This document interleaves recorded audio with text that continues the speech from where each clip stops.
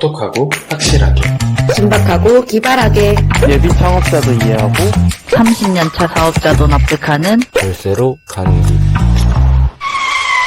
텍스로드. 안녕하세요. 김나은 세무사입니다. 안정원 세무사입니다. 오늘은 한 대표님이 주신 질문을 바탕으로 영상을 진행해 보려 합니다. 많은 분들이 궁금해하시고 많이 하시는 질문인데요. 바로 학원비는 경비 처리가 안 되나요? 입니다. 정말 많은 분들이 하시는 질문입니다. 학원비뿐만 아니라 마트 사용액, 병원비 등 개인적으로 사용한 부분까지 비용 처리를 하면 안 된다고 여쭤보시는 분들이 많습니다. 결론을 말씀드리면 경비 처리가 될 수도 있고 경비 처리가 어려울 수도 있습니다. 마트 사용액도 학원비도 병원비도 사용한 이유가 무엇이며 그 대상이 누구냐에 따라 경비 처리 여부가 달라집니다. 학원비가 자녀를 위하여 사용한 비용이라면 이는 사업과 관련이 있다고 보기 어렵겠죠. 이 경우에는 경비 처리가 될 수 없습니다. 하지만 직원이 업무상 필요에 의하여 학원을 다니고 그 경비를 회사에서 납부한다면 이는 경비 처리가 가능합니다. 병원비도 마찬가지입니다. 대표님 개인이 감기가 걸려서 가는 병원비는 경비 처리가 안 되지만 회사에 업무를 하다가 직원이 병원을 가는 경우에는 병원비 경비 처리가 가능하십니다. 이렇듯 사업과 관련된 경비는 비용 처리가 가능하지만 사업과 관련이 없는 경비는 비용 처리가 불가능합니다. 세법에서는 사업과 관련 없는 비용을 가사 관련 경비라고 말합니다. 이런 경비를 대표님이 비용 처리했다면 이는 세무조사 시 큰 문제가 될 수 있습니다. 세무조사 시 가사 관련 경비는 모두 인정받지 못하게 되고 낮게 냈던 세금을 제대로 계산해서 추가로 세금 납부가 발생하며 거기에 벌금 성격인 신고 불성실 가산세, 납부 불성실 가산세까지 붙어 세금 부담이 과중될 수 있습니다. 그렇다면 세무서는 가사 관련 경비를 어떻게 찾아낼까요? 세무서는 경비 지출 항목을 보고 가사 관련 경비를 알 수 있습니다. 첫 번째는 경비를 사용한 일자와 시간을 봅니다. 보통 주말이나 휴일에는 업무를 하지 않는 것이 일반적입니다. 그럼에도 불구하고 주말이나 휴일 또는 퇴근 이후 아주 늦은 시간에 사용한 비용은 가사 관련 경비로 추정할 수 있습니다. 두 번째는 경비를 사용한 장소인데요.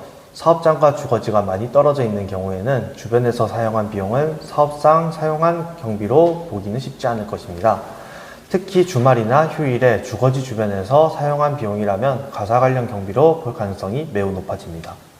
세 번째는 지출처입니다. 이는 업종에 따라 그 장소가 달라질 수도 있습니다.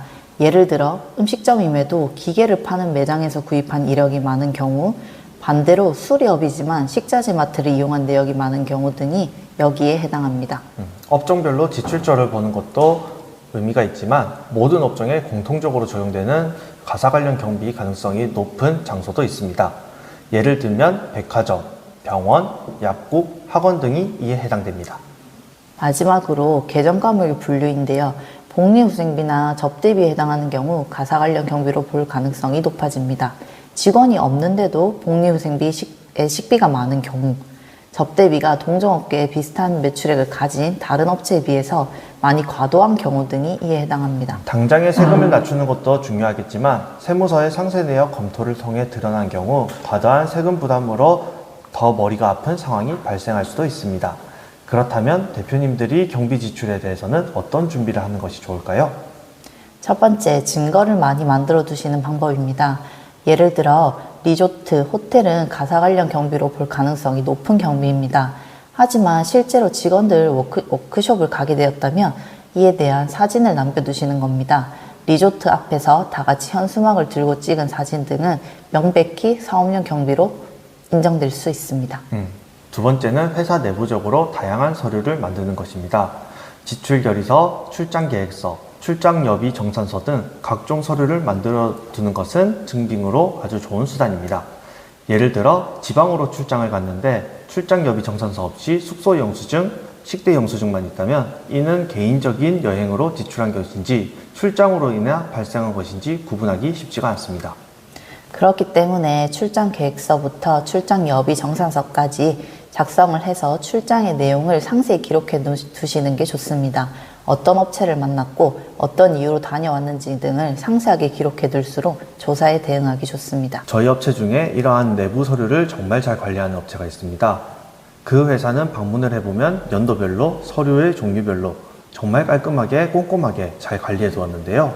실제 세무조사가 나왔을 때 그런 서류들이 많은 도움이 되었습니다.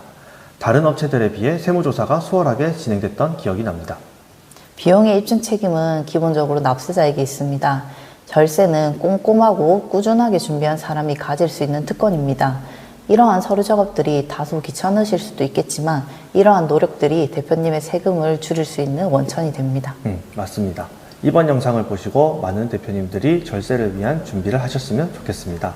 오늘 영상도 도움이 되셨다면 구독, 좋아요, 알림 설정 부탁드리겠습니다. 이상 김나은 세무사 안정훈 세무사였습니다. 감사합니다. 감사합니다.